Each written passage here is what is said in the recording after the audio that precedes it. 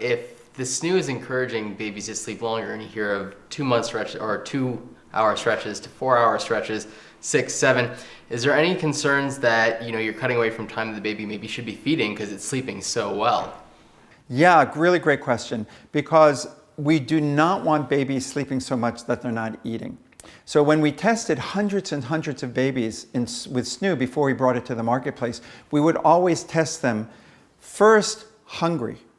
Will SNU put them to sleep when they're hungry? And then we feed them, and then we see how they respond. And what we've seen over and over and over again is hungry babies cannot be calmed with shushing and rocking. Mildly hungry babies, maybe. And that's good, because if your baby's a little hungry, let them sleep at night, right? I mean, you don't need to get every little minor hunger cue. They're moving their mouths a little bit. You don't need to know that at 3 in the morning. Feed them every hour during the day if you want. But at nighttime, you don't really want them waking up with those little sleep cues. So what we find is that in the first week or two, the most important thing is establishing the feeding.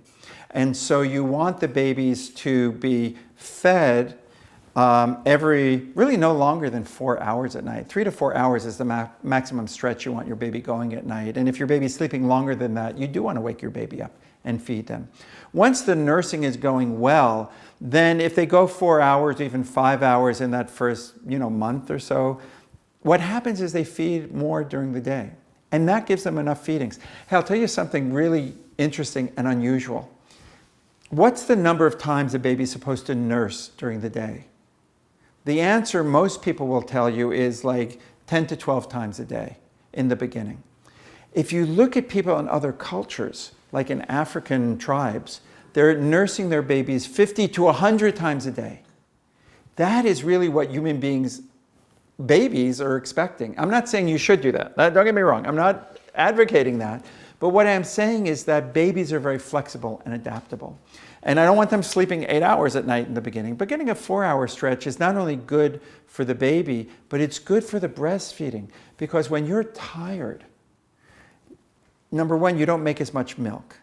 Number two, your immunity goes down. It's easier to get mastitis or cracked nipples or things like that. And so actually it helps the baby and it helps the mother to get the breastfeeding going well if you can get just a little bit more rest at night. It doesn't happen overnight that a baby starts sleeping, 7 or 8 hours. It really happens over weeks and weeks. And during that period, the breast, if you're breastfeeding, the breast will adapt.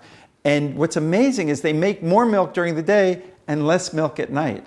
So the breasts actually start to know day and night. So you don't have to worry about your baby sleeping too much. If your baby is able to go, once they're 3 months old, they're going 8 or 9 hours, that's fantastic. And you don't have to wake your baby up unless what you find is that your baby is going to sleep at 8 in the evening and waking up at 3 in the morning. In which case, what you might do is wake your baby up at 11 or 12 for what we call a dream feed, to kind of top off the tank with a little extra milk so that you get that long stretch when you want to sleep between 11 o'clock and 6 in the morning.